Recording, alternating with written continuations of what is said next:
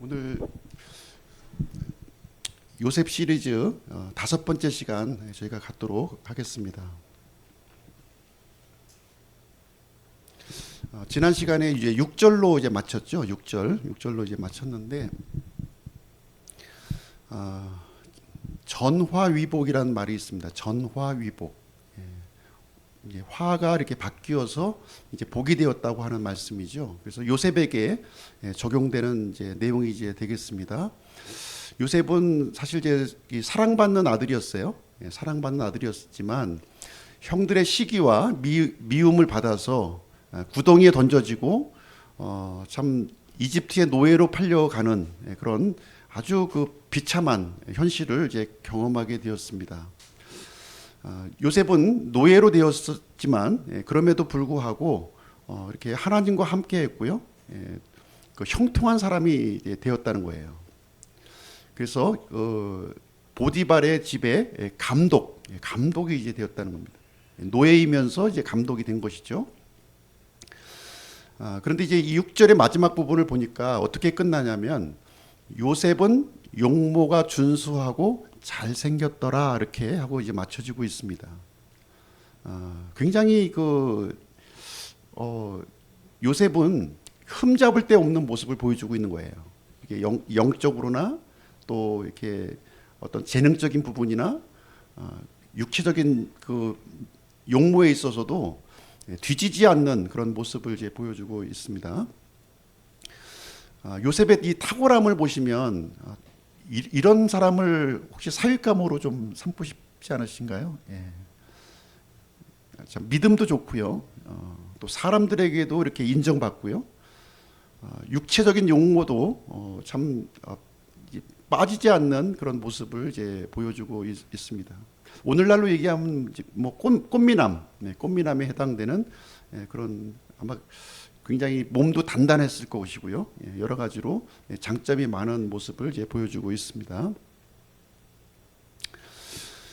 이렇게 그 급격한 신분 상승을 겪을 때 사실 이제 사람들은요 2가지 반응이 나타나요. 2가지 반응. 첫 번째 반응은 어떤 반응이냐면 이제 긍정적인 반응이죠. 긍정적인 반응. 이렇게 어떻게 보면 이제 권력을 이제 저희가 한 손에 이렇게 쥐게 되었는데 권력을 잡았음에도 불구하고 여전히 겸손하고 도덕적인 태도를 이렇게 견지하고요. 자신이 갖고 있는 이 권력을 이렇게 다른 사람들을 위해서 이렇게 사용하는 그런 모습으로 이렇게 반응하는 케이스가 있습니다. 근데 반대로 부정적으로 이제 반응하는 케이스도 있어요. 이 권력을 이렇게 잡았을 때요. 잡았을 때 사람이 완전히 바뀌어지는 거죠. 예전의 모습과는 전혀 다른 180도의 이제 모습을 보이면서 권력을 남용하고요. 이 권력을 가지고 자신을 어떤 이 야망이라고 할까요? 그 야망을 달성하기 위한 목적으로 이렇게 사용을 한다는 겁니다. 그래서 굉장히 폭력적인 사람으로 이렇게 변보를 하게 돼요. 예전에 자신의 모습은 완전 잊어버리고요.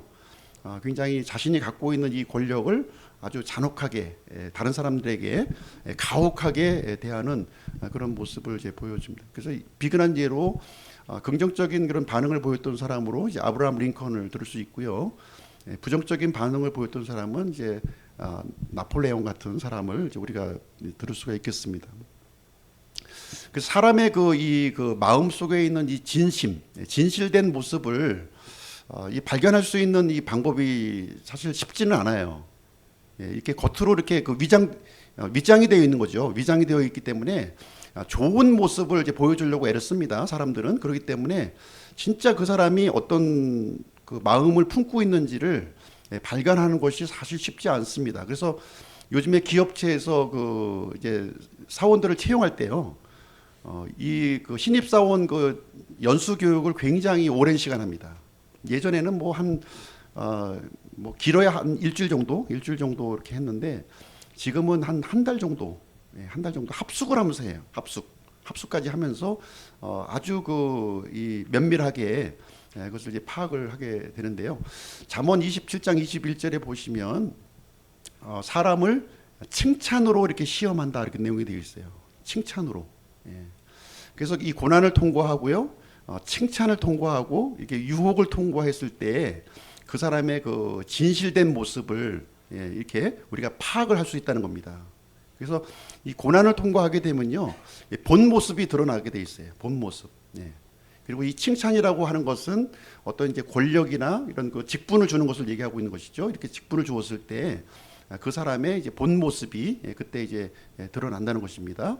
그리고 오늘은 이제 유혹에 대해서 살펴볼 텐데요. 유혹의 이런 그 과정을 통해서 진짜 그 사람이 믿을 만한 사람인가, 진실된 사람인가 하는 것을 여기서 이제 파악하게 되는 것입니다. 그래서 요셉의 경우는 고난을 통과했을 때에도 이렇게 인정을 받았고요, 이렇게 칭찬을 통과했을 때도 인정을 받았고요. 지금 오늘 유혹의 과정을 어떻게 지금 이제 요셉이 통과하는지 한번 살펴보도록 하겠습니다. 그래서 유혹, 함정, 도망, 이런 이제 키워드로 이제 오늘 이제 말씀, 본문의 말씀을 전해드리도록 하겠습니다. 마지막으로 유혹에서 우리가 이기기 위해서는 어떻게 해야 되는가 하는 부분을 같이 살펴보겠습니다. 요셉은 고난의 자리에서나 유혹의 자리에서도 여전히 하나님을 붙들었다 하는 것을 우리에게 알려주고 있습니다. 첫 번째 유혹인데요. 아마 이 이야기는 아마 다 아시고 있는 내용일 거예요. 너무 이제 간략하게 기록되어 있는데요. 이 일들 뒤에 이렇게 시작하고 있습니다. 이 일들 뒤에 아마도 이 학자들은 이 일을 한 10년 정도의 기간으로 봅니다. 요셉이 이제 17살에 이제 종으로 이제 팔려왔잖아요. 그런데 이 일들 뒤라고 하는 것은 상당한 시간이 이제 경고한 시점을 지금 얘기해주고 있기 때문에 오자마자 이렇게 뭐 그 어떤 관리자로 이렇게 발탁이 되었을 리는 없고요. 굉장히 오랜 그런 검증의 기간을 거쳐서 아마 이렇게 높여졌을 것으로 이제 생각을 하기 때문에 한 10년 정도 기간. 그래서 지금 나이가 대략 한 27세 정도의 나이가 되었을 것으로 이제 봅니다. 그래서 보디발의 집안에서 어떻게 보면 2인자의 위치에 올랐기 때문에 사람들의 이렇게 주목을 받는 그런 그 이제 위치에 오른 것이죠. 자, 주목받는 위치에 있다고 하는 것은 매우 어려운 일이에요. 어렵습니다. 굉장히 그 안정된 위치, 참 예전의 그 신분하고는 전혀 다른 안정된 위치에 지금 올라서 있는 모습을 여기서 이제 알려주고 있습니다. 이때 이제 어떤 일이 생기냐면 보디발의 아내가 이제 등장하는 거죠. 보디발의 아내. 아내에게도 이제 주목을 받는 인물이 이제 되었다는 거예요. 자, 보디발의 아내 이름은 등장하지 않아요, 성경에. 그러나 이집트 여인이었을 거예요. 이집트 여인. 아시다시피 이집트는 굉장히 눈 화장이 좀 굉장히 발달되어 있고요. 이렇게 그 어떤 그 미용에 대해서 굉장히 이제 발달이 되었습니다. 그래서 벽화도 보시게 되면 굉장히 화려하죠. 화장이 굉장히 화려합니다. 화려한 모습으로 이렇게 되어 있습니다. 그래서 이름이 등장하지 않았다는 것을 보았을 때 이것은 이제 어떤 특정한 그 모습으로 보기보다는 우리 이제 사람들에게 이렇게 다가오는 어떤 욕망의 화신으로 대표한다, 이렇게 보실 수가 있습니다. 그래서 처음에 요셉을 향해서 어떤 태도를 취하냐면 눈길을 보냈다고 그랬습니다. 눈길을 계속해서 눈길을 보낸 거죠. 눈도 이렇게 깜빡거릴 수도 있고요. 굉장히 주목했을 수도 있고요. 또 가까이 가서 또 이렇게 막 이렇게 지켜보는 모습을 했을 수도 있겠습니다.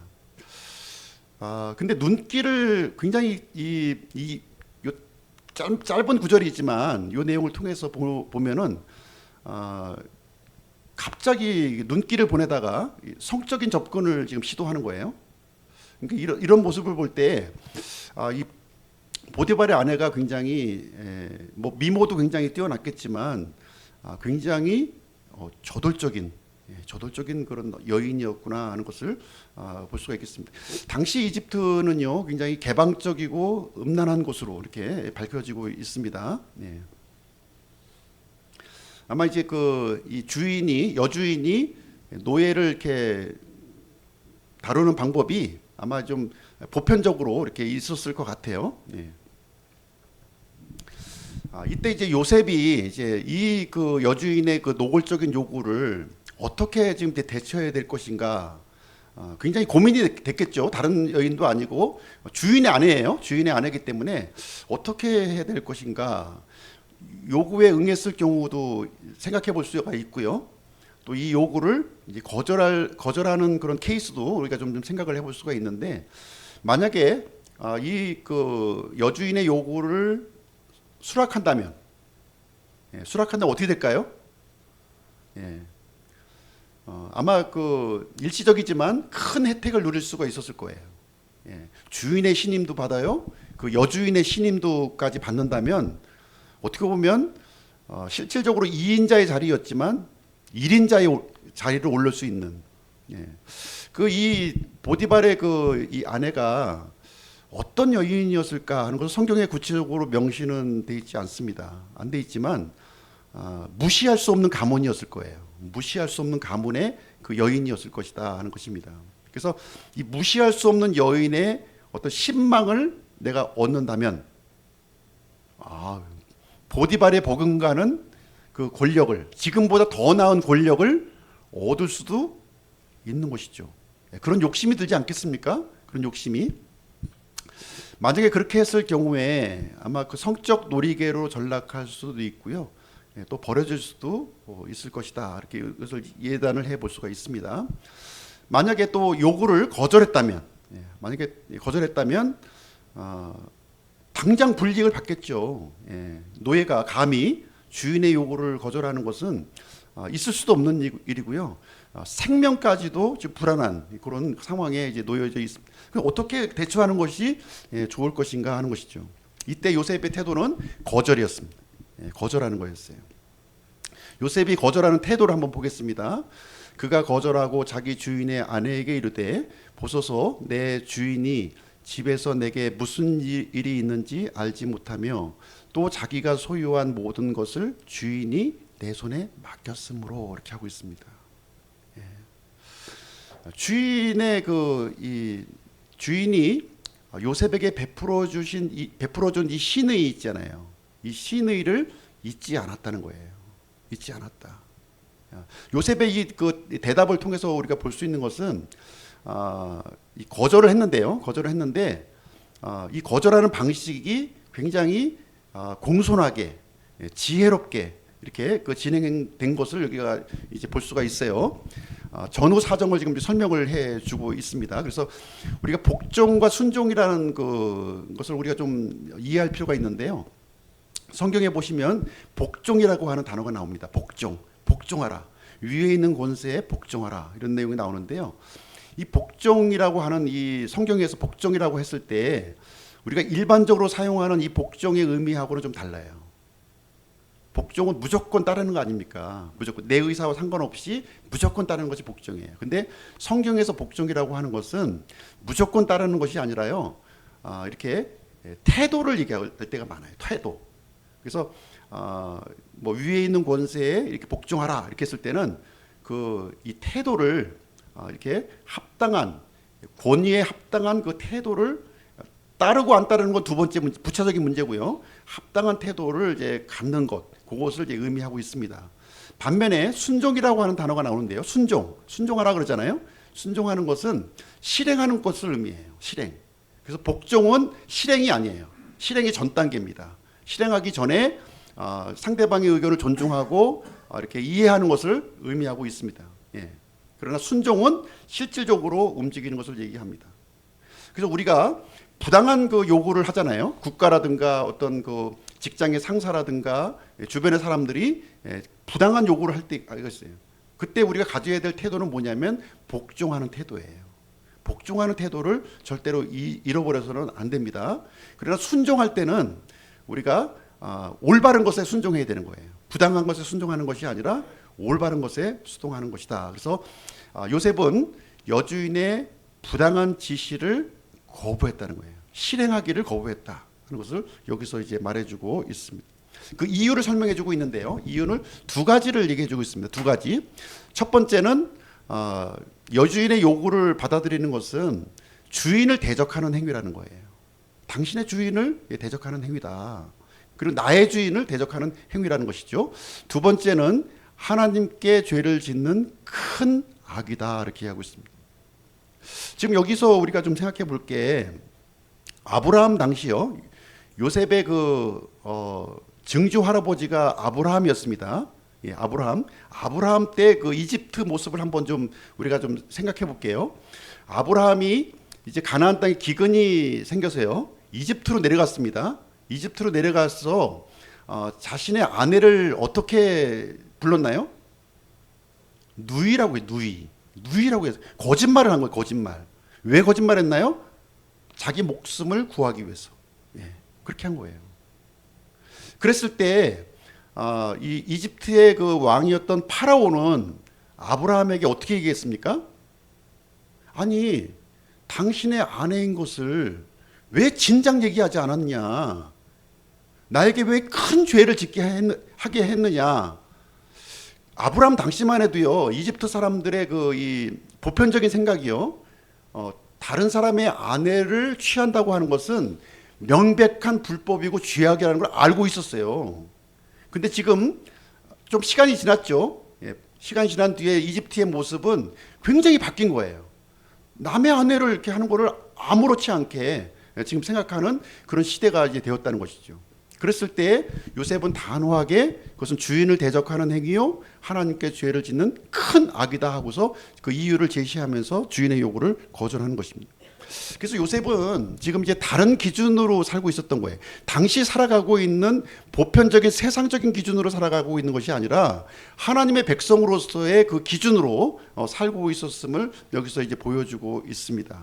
그래서 자신의 위치를 잃지 않았고요, 주인에 대한 어떤 신의 이런 것을 굉장히 중시했습니다. 그래서 다른 사람의 아내를 탐하는 것은 하나님의 뜻에 전적으로 어긋나는 것이고, 자기 양심에도 지금 받아들일, 이 당시에는 그 성경 기록이 없었고요, 율법이 주어지기 전의 상황이에요.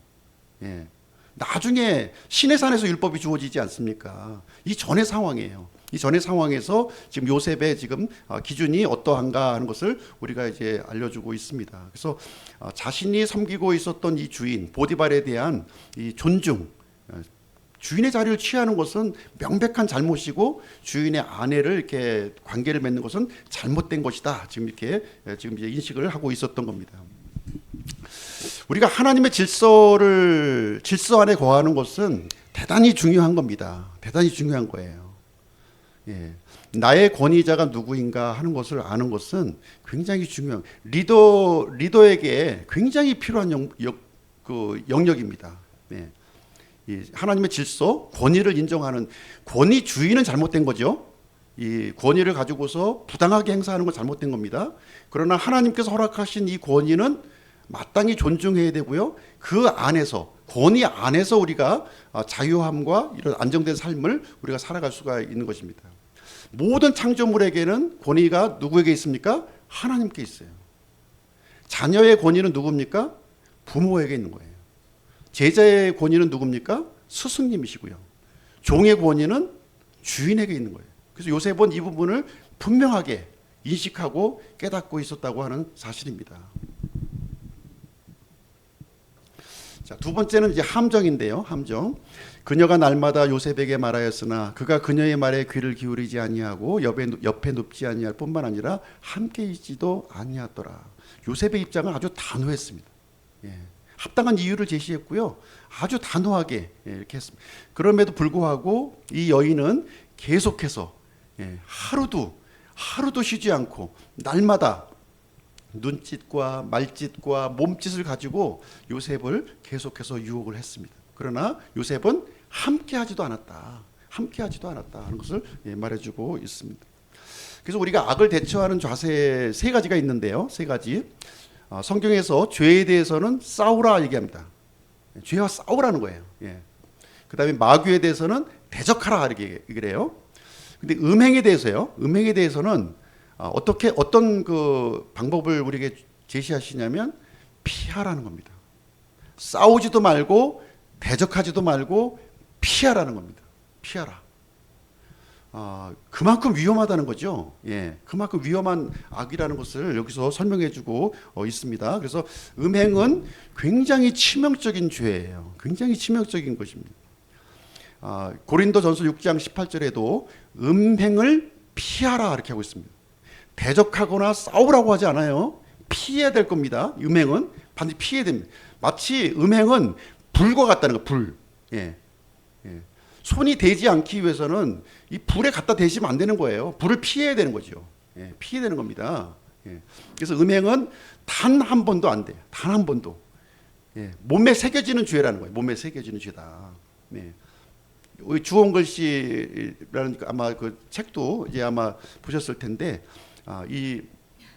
이런 그 낙인이 찍힌다는 거예요. 하나님 앞에. 예, 낙인이 찍히는 그런 죄임을 우리에게 분명하게 말씀해주고 있고요. 여기서 빨리 벗어나야 되는 거예요. 예, 빨리 벗어나셔야 돼요. 예. 덫이 놓아졌습니다. 덫. 예, 덫이 놓아졌는데요. 이럴 즈음에 요셉이 자기 일을 보러 집에 들어갔는데 거기에는 그 집 사람들이 안에 하나도 없었더라. 예. 어떤 환경을 지금 조성해 놓은 것을 우리는 여기서 파악할 수 있겠죠.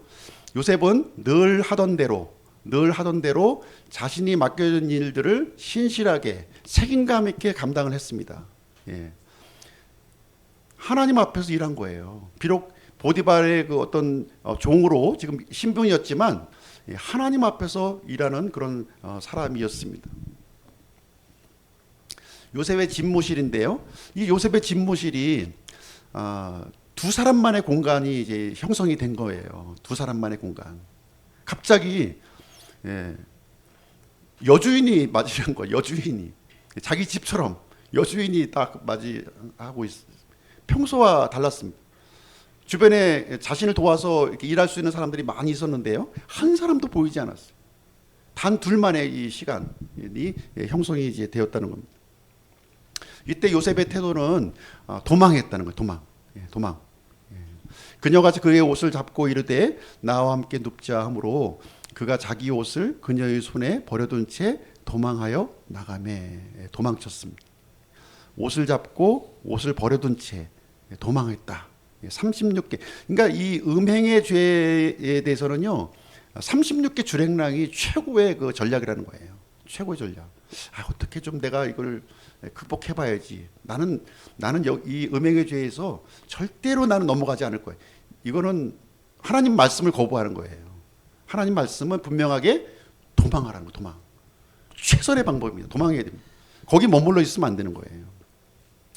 요셉은 불의를 용납하지 않았고요. 이 그 잘못된 음행에 대해서는요, 자기 눈을 가렸고 귀를 가렸고 멀리했고 이 도망하는 모습을 여기서 보여주고 있습니다. 이것은 당시에 그 사람들이 살아가던 이 세상 기준하고는 전혀 다른 모습이죠. 그냥 한번 눈 한번 찔끔 감으면 뭐 해결될 수도 있는 일일 수도 있어요. 그렇죠? 좋은 게 좋게 이렇게 넘어갈 수도 이런 철호의 기회가 어디 있습니까? 지금 20대 그 중후반의 그 청년이에요. 지금 고향 땅을 떠나서 지금 외롭게 지금 살아가고 있는 그런 상황입니다. 예, 이런 상황에서 아주 멋진 여인이 이렇게 접근해 왔을 때 거부하는 것은 굉장히 힘든 거죠. 뭐 토킹 어바웃라도 좀 이렇게 해볼 수도 있었던 것인데 단호하게 여기 거절을 했다는 것입니다. 마귀는요, 이렇게 욕정을 가지고 우리를 접근한다는 거예요. 이 모습이 악한 모습이 아니에요. 굉장히 우리에게 아주 이 달콤한 모습으로 우리에게 이제 다가오고 있다고 하는 사실이죠. 요한일서에 육신의 정욕과 안목의 정욕, 인생의 자랑이 나오는데요. 이것이 나쁜 게 하나도 없어요. 다 세상 사람들이 추구하는 선망의 그런 모습들이 바로 이 모습입니다. 예.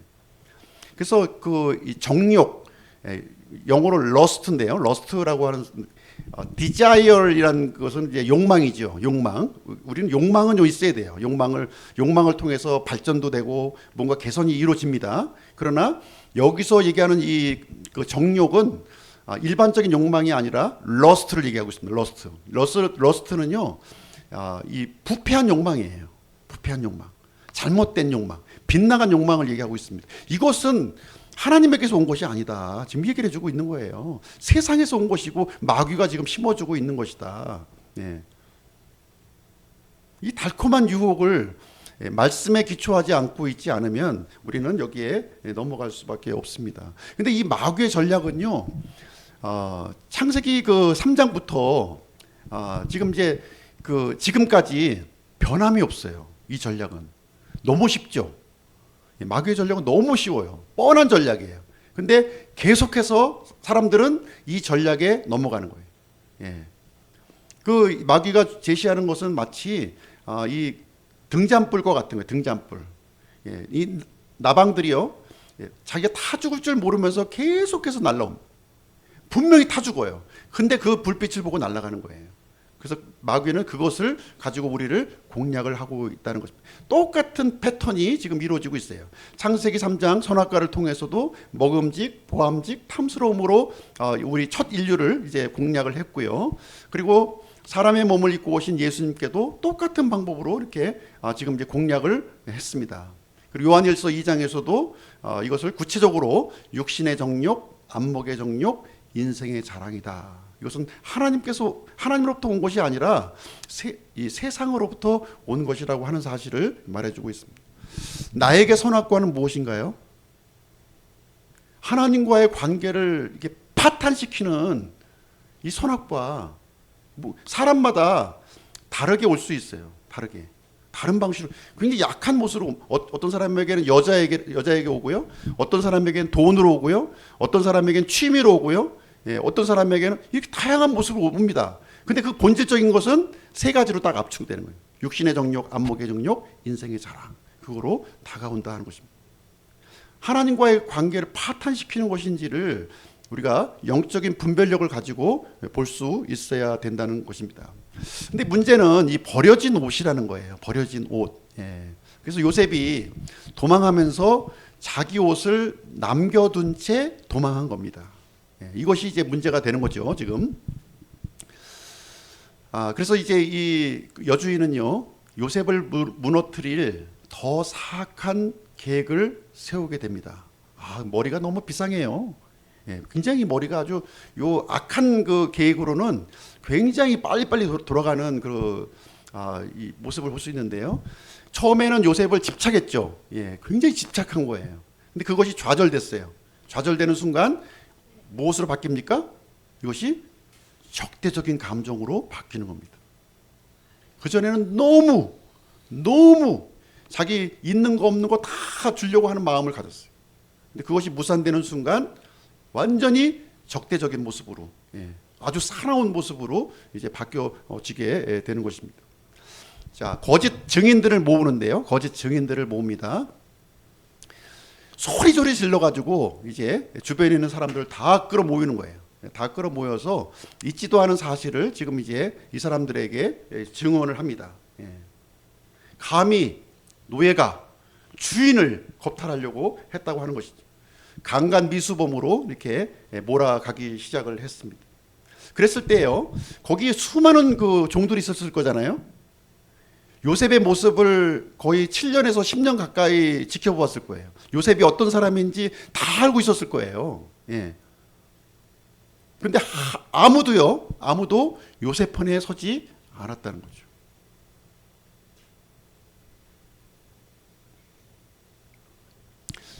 거짓 증거물을 확보했습니다. 예. 요셉의 겉옷이에요. 겉옷.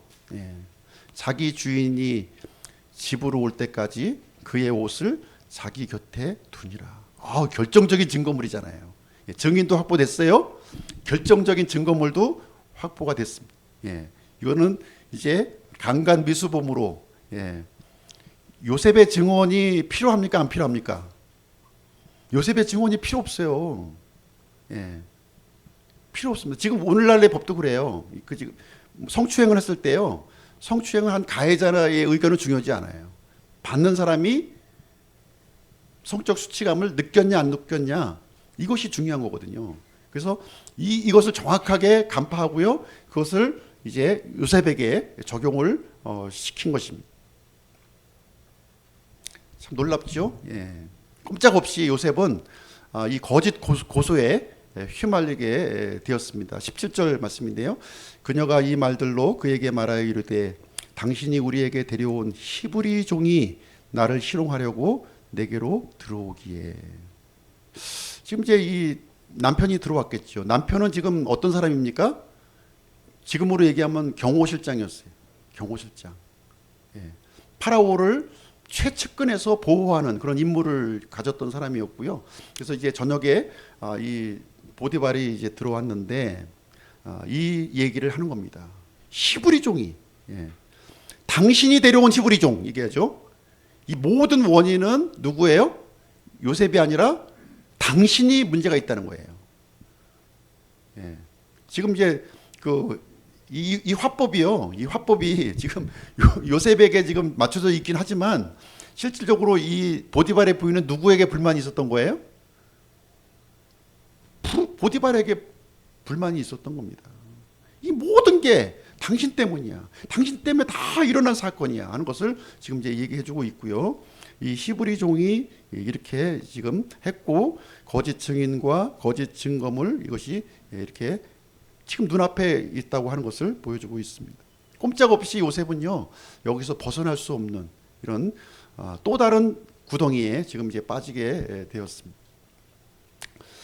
자, 이제 그럼 어떻게 하면 이 유혹에서 이길 수 있는가 하는 것을 한번 좀 살펴보도록 하겠습니다. 첫 번째는 생각을 지켜야 되는, 마음을 지켜야 되는, 우리 마음을 지켜야 되는 것이고요. 두 번째는 믿음을 지켜야 되는 것이고요. 세 번째는 행동을 지켜야 되는 것입니다. 네, 우리가 유혹을 이길 수가 있습니다. 첫 번째는 마음을 지키는 겁니다. 마음. 잠언 4장 23절 열심을 다해 내 마음을 지키라 생명의 산물들이 거기에서 나오느니라. 이 생명의 산물들이요. 생명의 산물들이 영어로 issues of life입니다. issues of life. 그래서 life라고 하는 이 영어 단어는 우리말로 생명으로 번역할 수도 있고 삶으로도 번역을 할 수가 있어요. 문맥에 따라서 번역이 가능합니다. 그래서 이제 이 생명의 산물로 지금 이제 흠정역에는 이제 번역이 되어 있지만 이것은 또 삶의 문제들, 이슈, 유출물이 될 수가 있는 것이죠. 그렇죠? 그래서 우리 마음은요, 마음은 생명을 얻게도 하지만 또 다른 한편으로는 모든 문제의 근원이 마음에서 비롯된다 하는 것을 우리에게 알려주고 있는 내용이 이제 되겠습니다. 그래서 이 마음을 우리가 관리하지 못했을 때, 지키지 못했을 때 우리는 생명을 잃게 되는 일이 일어난 것이고요.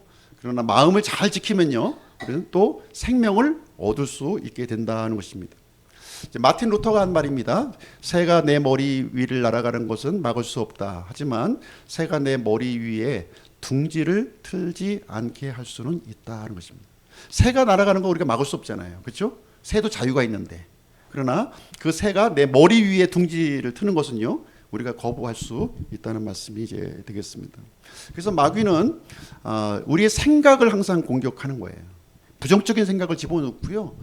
이 마귀의 생각을 우리에게 주입을 시키고 있는 것입니다. 그래서 이 생각을 우리가 이 마귀에게서 오는 생각인지 하나님이 주시는 생각인지를 잘 분별하셔야 돼요. 마귀의 생각이 우리 마음 속에 둥지를 틀지 못하게 해야 됩니다. 둥지를 틀지 못하게 해야 돼요. 쫓아내야 됩니다. 쫓아내야 돼요. 이 둥지를 틀게 되면요, 마귀의 생각에 둥지를 틀게 되면요, 거짓된 말을 우리가 하게 되고요, 거짓된 행동을 하게 되고요, 또 거짓된 열매로 이어진다는 겁니다. 사람들은 이게 이 외면적인 것만 봐요. 외면적인 것만. 근데 그 전에 이 생각부터 문제가 되는 거예요. 가룟 유다가 예수님을 팔았잖아요. 어느 순간 갑자기 예수님을 파는 게 아니에요. 마귀가 그 생각을 집어넣은 거예요. 집어넣은 겁니다. 그 생각에 동의를 한 거예요. 동의를 한 겁니다. 두 번째는 믿음을 지키는 겁니다. 믿음. 디모데후서 4장 7절 내가 선한 싸움을 싸우고 나의 달려갈 길을 끝마치고 믿음을 지켰으므로. 이 디모데후서는 바울이 제일 마지막에 기록한 책이잖아요. 제일 마지막에 유언과 같은 이런 말씀인데 믿음을 지켰다 이렇게 얘기합니다. 이 믿음을 지켰다고 하는 것은 단순히 내가 예수님을 부인하지 않고 살았어 이걸 얘기하는 게 아니에요. 이게 아닙니다. 타협하지 않았다는 거예요. 불의와 악한 이 세상과 타협하지 않았다는 겁니다. 아무리 그게 달콤한 모습으로 다가와도 그것을 내가 말씀으로 대처했다는 겁니다. 말씀의 기준 위에 섰다는 겁니다. 믿음을 지켰다는 건요, 말씀의 기준으로 섰다는 것을 얘기하고 있는 거예요. 말씀의 기준이 되는 것은 받아들이고 안 되는 것은 버렸다는 거예요. 그것은 사도 바울이 지금 이 일을 마지막까지 그 일을 행했다. 이런 모습이 우리가 가져야 될 모습이라는 거예요. 마지막 때까지 우리가 타협하지 않는 세상 기준이 아니라 하나님의 기준으로 살아가는 그런 모습이 우리 하나님의 백성의 삶이었고 요셉이 그런 기준을 가졌다고 하는 것입니다. 야고보서 4장 1절도 보시면 너희 가운데 전쟁과 싸움이 어디에서 오느냐 너희 지체들 속에서 싸우는 너희 정욕들로부터 나지 아니하느냐. 여기 또 러스트라는 단어가 또 나오죠. 부패한 욕심. 이 부패한 욕심은요 항상 죄로 연결되게 돼 있어요. 죄로 연결되고 그것은 또 결국 궁극적으로 사망으로 이르게 하는 죄가 되겠습니다. 욕심이 이 정욕이 죄가 아닌 것처럼 느껴져요. 단순히 내 그 욕망처럼 느껴집니다. 그렇지가 않다는 거예요. 이것은 부패한 욕심인지 이것을 잘 분별할 수 있어야 되겠습니다. 세 번째는요 행동을 지키라 하는 것입니다. 행동을 지키라. 데살로니가전서 5장 21, 22절 모든 것을 시험해보고 선한 것을 굳게 붙들라. 모든 모양의 악을 삼가라. 우리가 심히 우리가 좀 이제 오해하기 쉬운 내용이 뭐냐면 난 마음만 지키면 되지. 우리 이제 믿는 사람들이 그런 생각을 가질 때가 많이 있어요. 내가 마음만 올바르면 되지 하는 생각을 하는데요. 하나님은요 마음만 보시는 게 아니라 우리 행동도 같이 보신다는 거예요. 너무 지나치게 그 외적인 모습만 의식하는 것도 잘못된 것이고요. 너무 마음만 나 마음으로는 난 그렇지 않아 하는 것도 잘못된 태도입니다. 몸과 마음을 함께 하나님은 받으신다고 우리에게 말씀해주고 있습니다. 그래서 생각으로 끝나시면 안 돼요. 이 생각과 행동은 같이 이렇게 연동되는 것입니다. 그래서 우리가 믿음과 행위가 같이 연동되는 것처럼 같이 연동되는 것을 균형적인 그런 그 믿음을 우리가 가지고 있어야 되는 것입니다. 왜냐하면 여기 보십시오. 고린도전서 6장 20절 주께서 값을 치르고 너희를 사셨느니라. 그러므로 하나님의 것인 너희 몸과 너희 영으로 하나님께 영광을 돌리라. 하나님께 영광을 돌리는데요. 우리 몸으로 돌리라는 겁니다. 영으로도 돌리고 몸과 영으로 함께 드리는 거지. 몸은 빼고 몸은 악한 것이니까 영지주의자들은 그렇게 주장하고 있죠. 몸은 악한 것이니까 몸으로는 하나님 드리는 건 받지 않으셔. 부패한 거야. 이렇게 생각을 합니다. 그렇지 않아요. 하나님은 분명히 우리의 몸과 영을 가지고 하나님께 영광을 돌리라고 분명히 말씀해 주고 있는 것입니다. 로마서 12장 1절도 마찬가지예요. 그러므로 형제들아 내가 하나님의 긍휼에 힘입어 너희에게 간청하노니 너희는 너희 몸을 거룩하고 하나님께서 받으실 만한 살아있는 이 생물로 드리라. 그것이 너희의 합당한 섬김이라. 이렇게 얘기하고 있습니다. 그렇죠? 여기 몸이 강조되고 있지 않습니까? 하나님의 영만 받으시는 분이 아니에요. 영과 혼과 몸 다 함께 받으시는 거죠. 그래서 우리는 뭐 믿음 하니까 이제 영적인 것으로만 우리가 치중해서 우리가 그 생각을 해서는 안 되는 겁니다. 우리 몸도 영이 올바르게 되었다면 우리 그 몸도 영이 합당한 것처럼 우리의 몸도 그런 모습으로 우리 가꾸어 나가야 되는 거예요. 그렇죠? 자, 요셉은 고난의 시험을 통과해서 인정받았습니다. 그래서 오늘 또 보시다시피 유혹의 시험도 이렇게 또 이기는 모습, 승리하는 모습을 보여주었고요. 이제 무엇이 기다리고 있을까요? 요셉 앞에 유혹에 승리한 요셉에게 무엇이 기다리고 있을까요? 우리 알고 있죠? 예. 그 다음 주가 되겠네요. 그 다음 주 예, 제목이 나옵니다. 죄수의 형통. 종의 형통에서 죄수의 형통으로. 이 죄수가 무슨 형통이야? 예. 결론 내리겠습니다. 우리 믿는 사람들이 해야 할 바죠. 같이 한번 읽어보실게요. 디모데후서 2장 22절 시작. 또한 청년의 정욕을 피하고 오직 순수한 마음으로 주를 부르는 자들과 함께 의와 믿음과 사랑과 화평을 따르되. 예. 그렇죠? 우리 믿는 사람들이요, 누구와 함께 하느냐 하는 것은 굉장히 중요해요. 막 이런 간교한 실수와 뭐 이런 어떤 술책을 막 이런 사람들하고 함께 있으면요, 똑같은 사람 되는 거예요. 똑같은 사람. 예. 근데 하나님께서 우리가 함께할 사람들을 여기서 말씀을 해주고 있습니다. 청년의 정욕을 일단 피하고요. 그 다음에 피했다면 이제 순수한 마음으로, 하나님께서 우리에게 주신 이 순수한 마음을 가지고 주를 부르는 자들과 함께 의와 믿음과 사랑과 화평, 이것을 쫓아야 될 것을 얘기해 주고 있습니다. 이것이 지역교회 안에서 이루어질 일이에요. 네. 지역교회에서 세상에서 일어나는 그런 일들이 여기서 일어나게 하면 안 됩니다. 저는 그렇게 생각해요. 예. 저도 세상에서 있을 때 그렇게 살아왔지만 이제 하나님의 몸된 이 교회에서는요, 그런 모습이 발을 디디지 못하게 해야 돼요, 우리. 예. 그래서 이 마르틴 루터처럼 우리 안에 둥지를 틀지 못하도록, 그런 생각조차도 둥지를 틀지 못하도록 해야 된다. 순수한 하나님의 몸을 이렇게 또 우리 유지하고요, 그것을 통해서 하나님께 영광을 돌리는 우리 기쁨 침례교회 성도님들이 되시기를 주님의 이름으로 축복합니다. 기도하고 마치도록 하겠습니다.